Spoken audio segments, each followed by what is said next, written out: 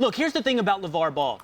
There's a decent chance that LaVar Ball is the cultural equivalent of Beanie Babies. There's a decent chance that we have 30 to 30 documentaries on, hey, remember that big baller brand thing? Remember LaVar Ball? There's also a decent chance that, Max, you're right, that he can somehow, primarily, I think, through the relevance of his son and most probably his oldest son, Lonzo, retain relevance so that we want to hear him talk. There's some chance of that. Here's my point. I actually like that about LaVar Ball. That clip we played when we came into this segment, and he says, I have no backup plan. I'm not going 80% one way and 20% another. I like that. I'm an entrepreneur. I've started 2 businesses. I mean, this career to some extent is entrepreneurial. I understand what it means to be all in. And I appreciate that about LaVar Ball. But that means you'll go one of 2 ways. You will succeed or you will fail. I mean, you will be all in and succeed, or you will be the cultural Beanie Baby. And that's great. Go for it. Swing for the fences. We're not here for singles. We're not here for doubles. We're here for grand slams. But there are things about LaVar Ball that, Stephen A., you're pointing to, that if he does stick around, that's not all positive. If he sticks around and he's here to stay, well, I got some problems with that, because one consistency LaVar Ball has illustrated is a total lack of accountability. His message to whoever's willing to listen is you're not accountable to anyone but yourself or perhaps your dad. Whether or not it's pulling players off of the AAU court, whether or not it's saying it's not a big deal if you get arrested in China, whether or not it's getting into a thank you match with the President of the United States, and now pulling your son out of UCLA. I mean, his biggest mistakes are lack of accountability and perhaps delusion.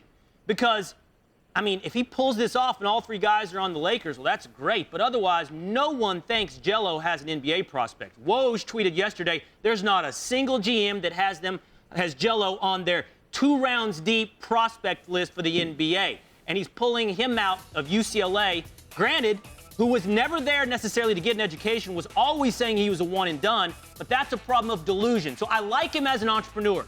I like his commitment. I question his sanity, and I question for sure his accountability.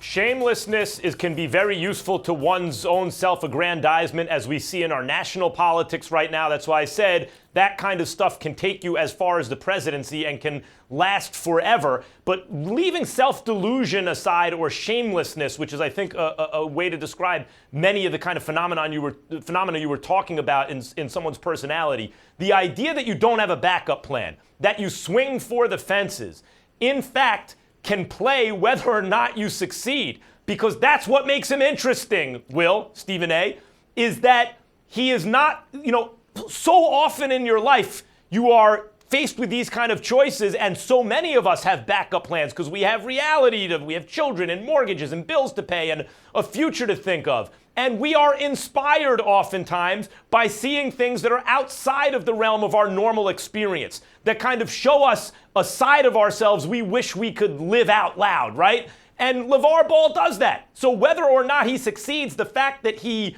lives that way and talks that way, I think will be interesting to people for a long time.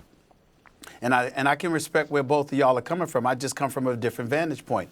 I'm thinking about the thousands upon thousands of kids who will try to emulate his behavior, or not just the kids, it's the parents. I'm thinking that they're thinking along the lines of, you know what, I might try to do this. And what may work for LaVar Ball and his family, they may not be able to pull off. And in the process, they may ruin the lives of their children along the way. I'm not proclaiming that that's going to happen to LaVar Ball and his children, because obviously he's done a hell of a job in raising them. Look at the young men. I mean, obviously, LiAngelo made the mistake that he made, but look at Lonzo and how he conducts himself. He's a very upstanding young man and somebody to be admired and respected in that regard.